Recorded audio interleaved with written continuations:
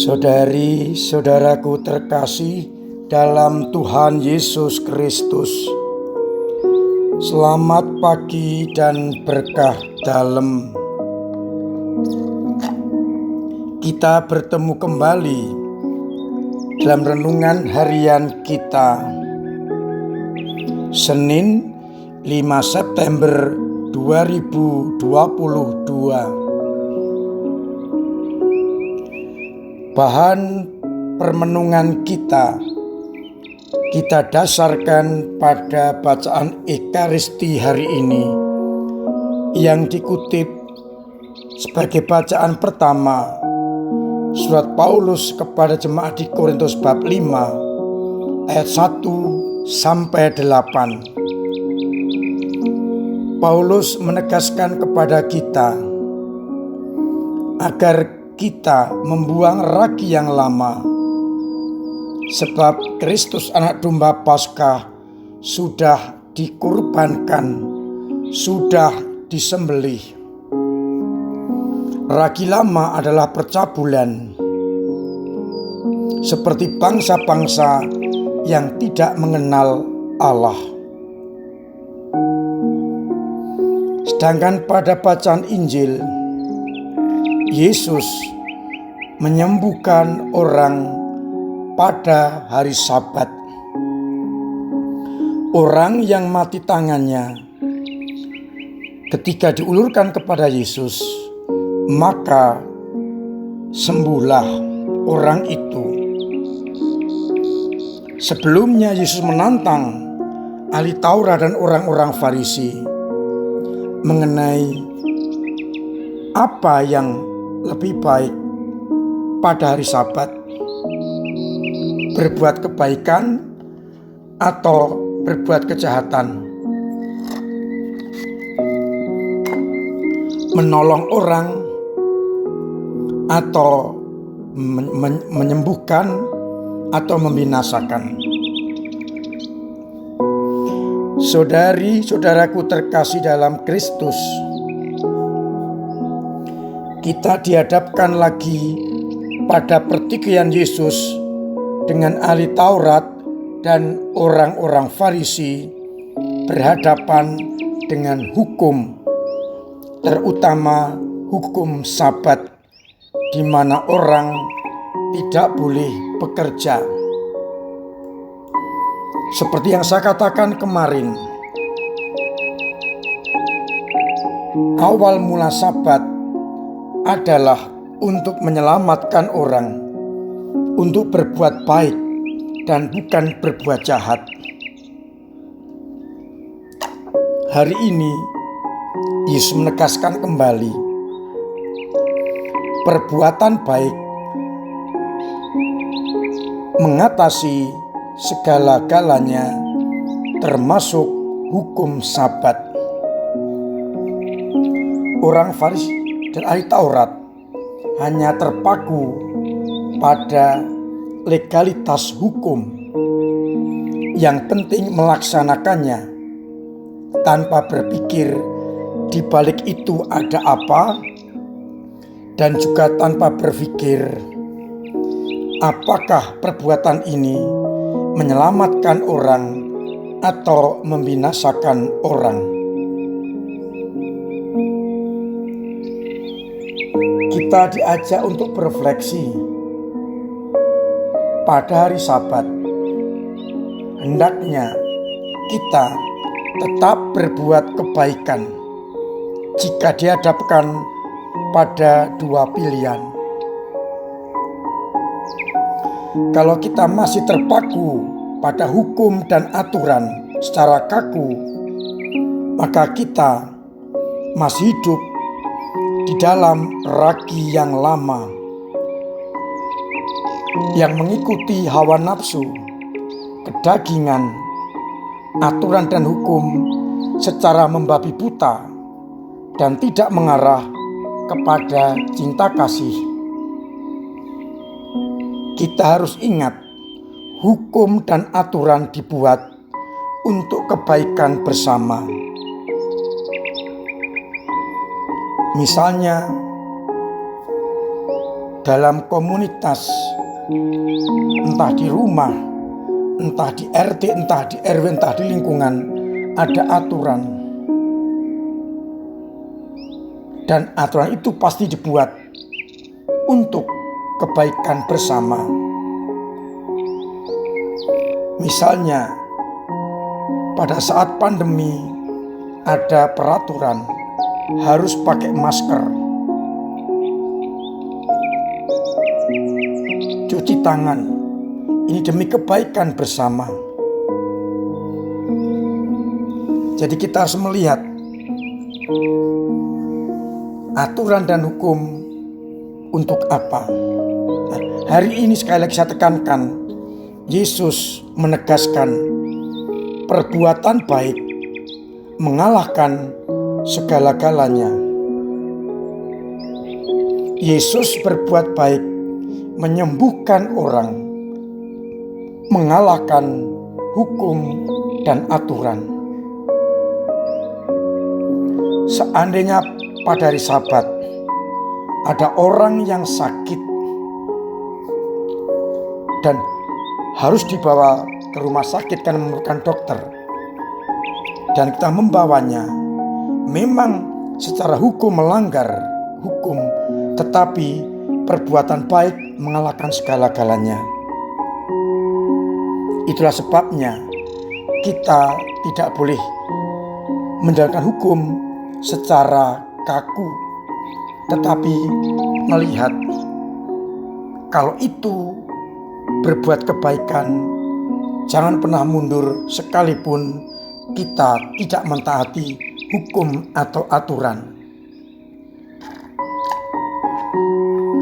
Coba kita renungkan kembali, kapan kita berbuat kebaikan dan mungkin tidak menaati aturan. Kita syukuri kalau kita memang bisa seperti itu, karena di balik hukum dan aturan, cinta kasih melebihi segala-galanya. Kita diajak untuk meninggalkan ragi lama dan hidup menurut Kristus yang sudah dikorbankan untuk kita. Kalau boleh saya mengambil kutipan yang lain, Injil yang lain, Perjanjian Lama mengatakan mata ganti mata, gigi ganti gigi. Itu ragi lama. Tapi ragi yang baru, yang sudah dikorbankan lewat Yesus yang disalib, diganti, ditampar pipi kanan, diberikan pipi yang kiri. Balas dendam diganti dengan cinta kasih. Maka saya mengajak, hukum-hukum lama hendaknya kita nomor duakan apabila ada hukum cinta kasih yang mengatasi segala-galanya. Semoga dengan demikian kita semakin mampu untuk menghidupi hukum ini dalam kerangka mewujud nyatakan hukum utama, yakni hukum cinta kasih, cinta kepada Allah dan cinta kepada sesama. Semoga akhirnya kita tidak terjebak pada hukum dan aturan, tetapi kita mampu mewujud nyatakan hidup dalam cinta kasih, cinta kepada Allah dan cinta kepada sesama. Mari bersama-sama kita benar-benar mengutamakan cinta kasih di atas segala-galanya. Tuhan memberkati kita sekalian. Amin. Marilah kita berdoa. Bapa yang penuh kasih, kami bersyukur karena Kau mengajarkan kepada kami hukum utama, hukum kasih yang diharapkan melebihi segala hukum dan aturan di atas muka bumi ini. Dengan mengasihi Engkau dan sesama, maka hukum-hukum yang lain sudah kami laksanakan karena terangkum di dalam hukum itu. Mampukanlah kami untuk benar-benar menjalankan hukum bukan secara kaku, tetapi melihat kehendak-Mu di dalam kasih. Semoga kami umat-Mu, Kau mampukan untuk benar-benar mengutamakan hukum kasih di atas segala-galanya, dan kami Kau mampukan untuk meninggalkan ragi lama dan hidup sesuai dengan kehendak-Mu, kehendak Yesus Kristus yang telah disembelih dan dikurbankan. Bapa, kami berdoa bagi umat-Mu yang sedang sakit. Semoga Engkau jamah, Engkau sembuhkan lewat dokter, perawat, obat, dan sarana dipakai untuk usaha penyembuhan. Semoga Engkau menghibur, meringankan beban orang-orang yang bebannya berat.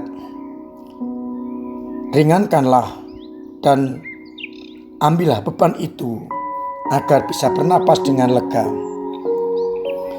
Yang kesulitan ekonomi, Engkau bantu usahanya agar akhirnya usahanya berkembang dan ekonominya semakin meningkat.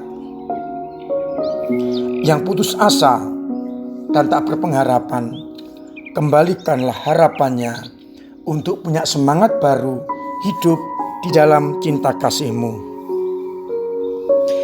Bapa yang penuh kasih, kami masih berdoa untuk saudara kami Nawanto yang sedang sakit. Semoga Engkau hibur, Engkau kuatkan, Engkau jamah, dan semoga penyakitnya Engkau ambil sehingga boleh mengalami kesembuhan. Tabahkanlah hatinya dalam menghadapi tantangan dan kesulitan, terutama sakit ini. Biarkanlah Kau beri semangat, optimis, agar usaha-usahanya dalam usaha penyembuhan boleh menghasilkan buah melimpah. Dan semoga akhirnya Engkau Tuhan berkenan memberkati kami semua, Bapa dan Putera dan Roh Kudus. Amin. Saudari-saudaraku terkasih dalam Kristus, tetap saya ingatkan agar mematuhi protokol kesehatan, menjaga imun, vaksinasi ketiga atau booster, pakai masker, cuci tangan, jauhi kerumunan.